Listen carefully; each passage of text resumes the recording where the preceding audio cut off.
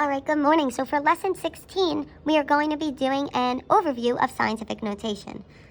So I want you to write the following in standard form. I'm going to do the first two with you to remind you. So if we look at 6.74, we look at our exponent there, and our exponent is a positive. Remember, when we have a positive exponent, that means we're moving it to the right. So we need to move our decimal to the right, and we move it that amount, so we're going to move it to the right 5 times. So here I have 6.74. And to convert it, I'm going to move it to the right 1, 2, 3, 4, 5 times. Fill in my spaces with the 0, and then rewrite my new number with my new decimal. Now remember, that decimal goes away because we moved it to the end. Let's look at question number 2.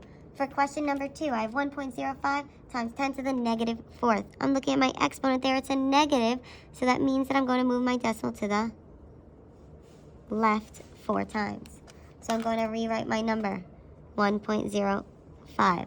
Then I need to move my decimal to the left 1, 2, 3, 4 times. Get rid of my original decimal and then fill in my zeros. So that leaves me at 0.000105. So take a second, pause this video, try example 3 and 4. So if we look at example 3, we have an exponent of 7, which is a positive exponent. That tells us we're moving it to the right 7 times. So I count 7 spaces, and I end up with 90,040,000. Then here, for number 4, I have a negative exponent, which means we're moving it to the left 2 times. So I move my decimal to the left 2 times, and I end up with 0.054. So now, looking at the second part, we want to write our numbers in scientific notation. So remember, in order to write numbers in scientific notation, the first thing we need to do is make the decimal a number between 1 and 10. So when we're writing in scientific notation, we always have a number times 10 to our power. So I need to put the decimal somewhere in this number so that it could be a number between 1 and 10. Originally, our decimal is at the end. But where do I put it so that it's a number between 1 and 10? Well, in between the 7 and the 5 leaves me with 7.58. Then I need to count how many spaces it goes. 1, 2, 3, 4 spaces to get to the end of the number. And this is a big number, and I move my decimal to the right, so that means it's going to be a positive exponent. Let's look at number 6. So for number 6, the same idea. I have standard form. I want to write it in scientific notation. It's always a number times 10 to a power. So I need to put my decimal somewhere that this becomes a number between 1 and 10. So I'm going to put it between the 3 and the 4. And I end up with 3.46 then. And I need to move this decimal to go to the original and see how many spaces it is.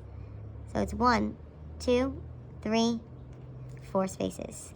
And I'm moving 4 spaces to the left, and this is a small number, so it would be a negative 4.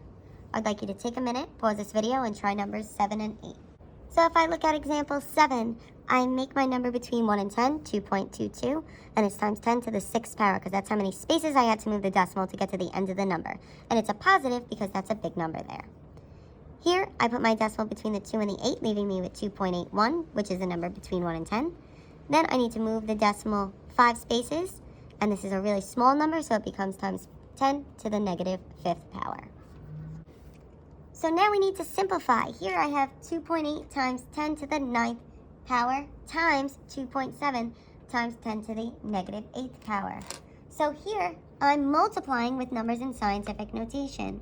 Remember, when we multiply with numbers in scientific notation, I'm going to multiply our numbers that are in between 1 and 10. So I'm going to multiply 2.8 by 2.7. Then I'm always multiplying times 10. I'm multiplying, so the rule is I need to add my exponent. So I'm going to add 9 plus my negative 8. So when I multiply these, I get 7.56 then, times 10 to the 9 plus negative 8 is just 1. Or we could write it as 7.56 just times 10.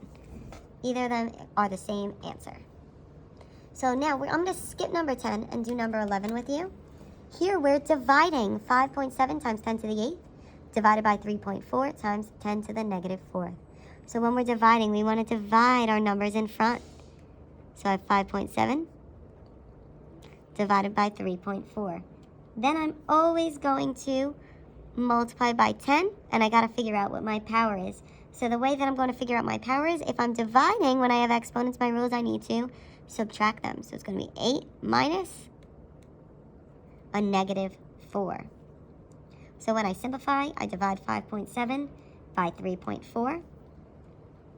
And I get 1.68 when I round. Then it's times 10 to the 8 minus a negative 4. It really gives me 12. So now I'd like you to pause this video and solve for 10 and 12. So looking at question number 10, I multiply 7.8 and 1, and then I add my powers. So I end up with 7.8 times 10 to the 5th. Question number 12, I divide 9.6 divided by 3.2. And then with my powers, I need to subtract them, so I have negative 7 minus 2, which ends up giving me 3 times 10 to the negative 9th power. Then for this questions 13 and 14, for question 13, we had to find the product. And remember, product means we are multiplying the two numbers. For question 14, they're asking to find the quotient, and quotient means we are dividing those two. So I'd like you to take a second, pause this video, try those two, and come back for your answers. So looking at question number 13, when I multiply 1.5 times 1.5, I end up with 2.25. I add my powers of 2 and 3, so I end up with times 10 to the 5th power. When I'm dividing, I divide 8.05 by 3.5. I end up with 2.3. Since I'm dividing, I subtract my powers, so it's 2.3 times 10 to the 3rd power. If you have any questions, please comment on this video or on the Google Classroom.